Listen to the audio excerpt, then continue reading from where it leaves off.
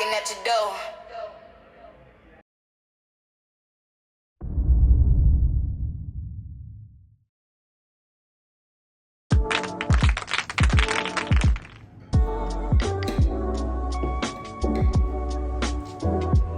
Oh, hey, good morning, Facebook. Good morning and welcome to Tuesday Morning Cup of Sunshine. If you haven't done it already, make sure you tell God thank you for waking you up because you couldn't have done it without Him.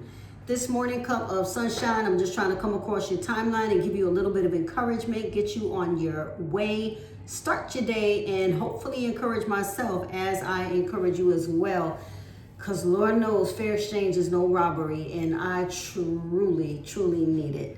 You know, I promised myself, I said, no matter what, as soon as I start this Morning Cup of Sunshine on YouTube, I was going to be as consistent as possible. I have been doing Morning Cup of Sunshine ever since 2017 on Facebook Live, and I've been consistent with Morning Cup of Sunshine there, but I've been procrastinating doing it on YouTube. Sometimes you can get a little bit discouraged in life. We talk about that a lot. And today was one of them mornings where I really had to push myself to get myself going. Now, I'm an early bird. I will put a disclaimer out. I am an early bird. I like to get things done. And I always tell my husband, I say to him, you know what?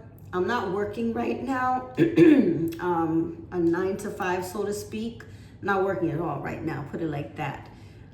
But I get up and have been for the past year since I stopped working. It'll be a year on December 5th.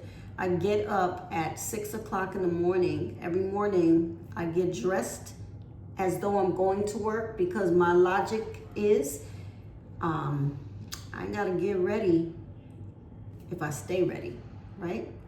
So this morning it was a little bit difficult for me. You know, I've been having some ups and downs lately because on one hand, I'm so excited for my future. I know God got my back, and I'm talking to somebody else out there. This is not just for me, but I am having a self-conversation.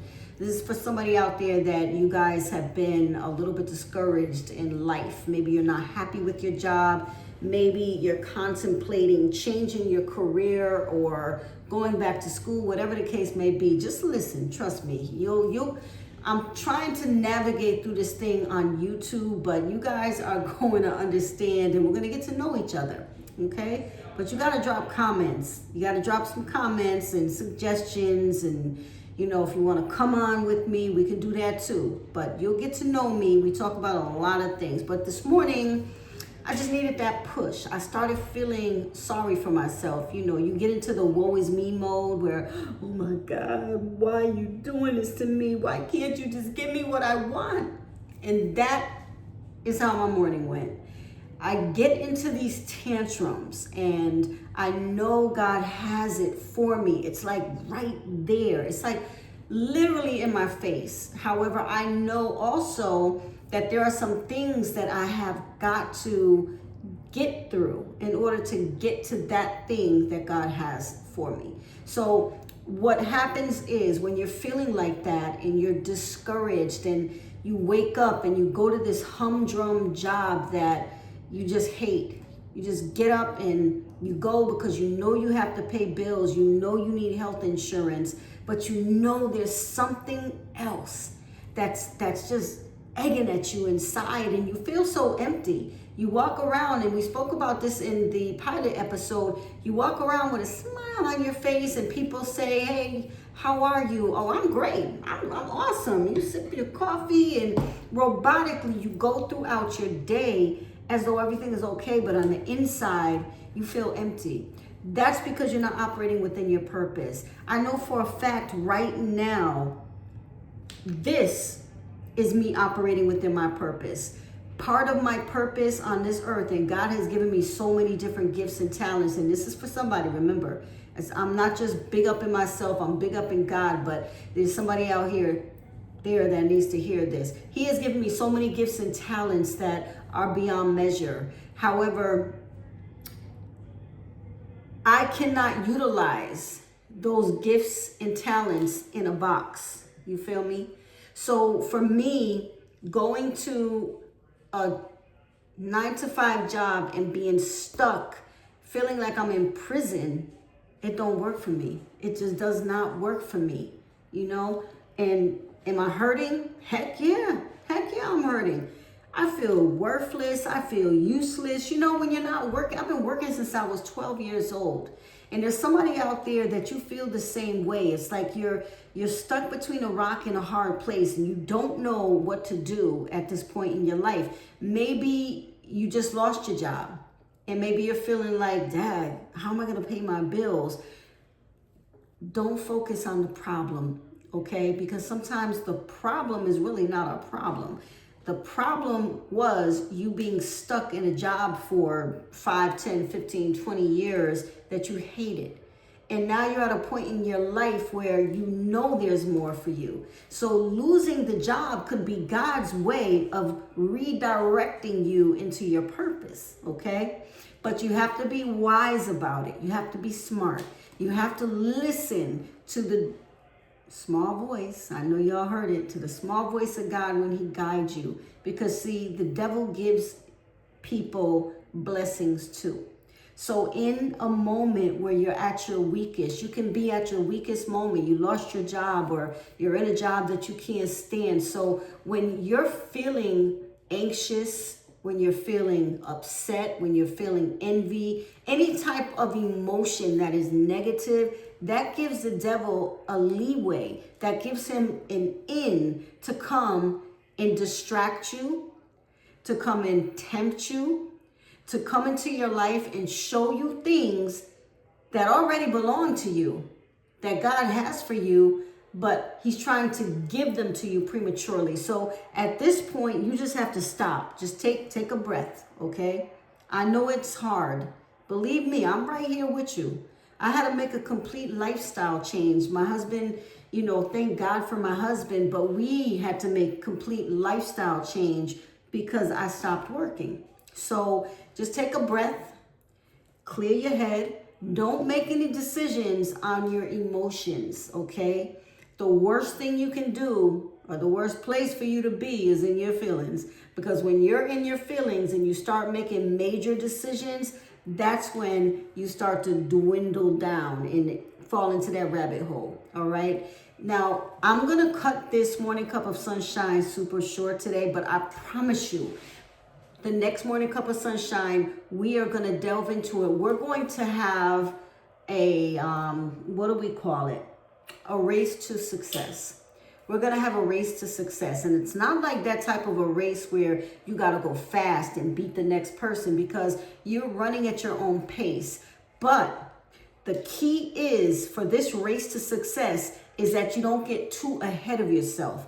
Because you ever run or you ever in a race and sometimes your feet just are trying to go too fast and you start to trip up? Well, that can happen in life too. So if you try to get ahead of yourself when you're supposed to be here and you're way down the road, and you take a glance back and then you start to trip because you know you shouldn't have took that leap, that's where the trouble comes. So we're going to do a race for success. I promise you, we're going to have some steps, and we won't do it daily, okay? Because I have other things that I need to talk about. There's other situations and issues that I need to talk about. But we are going to have a journal, and we're going to write down the steps to success so that we can follow each and every step at a pace that is God's pace and not our pace. I don't care if you don't believe in God. Okay, I do care. But I'm saying, if you're not at that level where, you know, I'm not a ookie spooky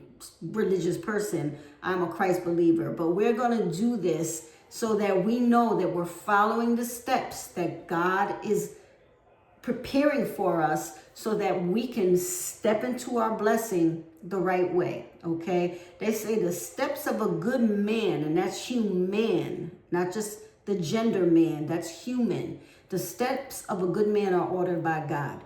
So if we know that that's true and we follow the steps of God, then we will never trip up as long as we're following them, okay? The minute we take our eyes off of the blueprint that God has for our life, that's when we start to trip up. So we're going to start our Race for Success. We'll start that tomorrow.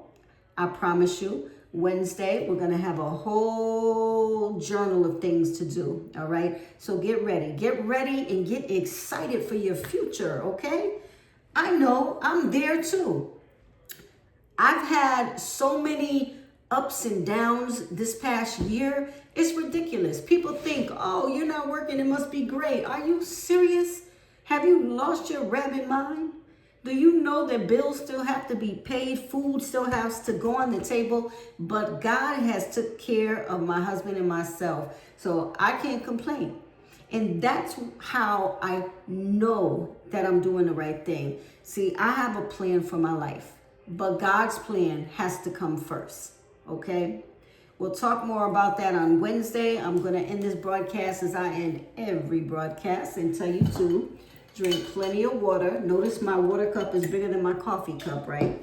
Don't be thirsty, because it ain't cute being thirsty. And y'all know what I'm talking about when I say that. Don't be thirsting after somebody else's stuff, because God gave you your own cup. Why are you trying to take from somebody else's cup? Finish the liquid in your own cup. And if you see that it's getting too low, ask God to refill it. Don't go trying to take from my cup or from your best friend or your sisters. And we're going to talk about that too soon. We're going to talk about that we talked about snakes yesterday, but we're going to really get down and dirty into snakedom.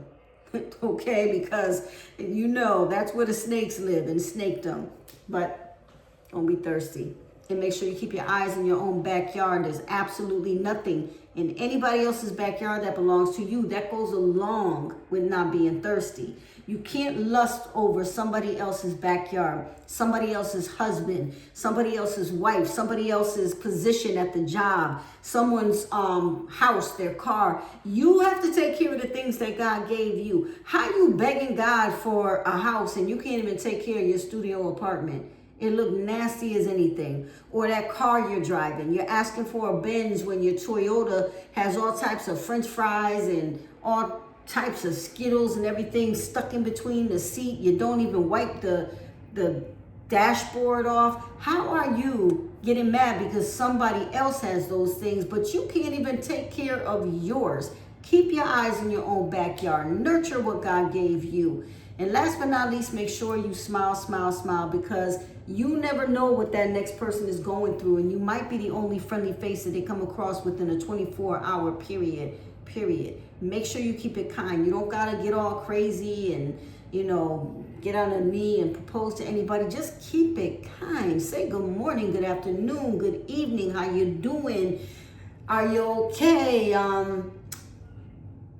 That's it. Simple. Easy peasy, lemon breezy, or something like that. All right, to my husband, I love you. To everybody else, I love you with the love of God. Please bear with me as I navigate through this YouTube journey. I'm so used to being on Facebook Live, and I don't know. This feels a little different. So I'm trying to really get my groove. I'm trying to get my groove like Stella. So believe me, hang out with me. Be consistent. I'll be consistent, and you will definitely enjoy the ride. All right, I'm out of here, and don't forget, no matter what time of the day you're watching, it's always a great time for your morning cup of sunshine. See y'all until next time.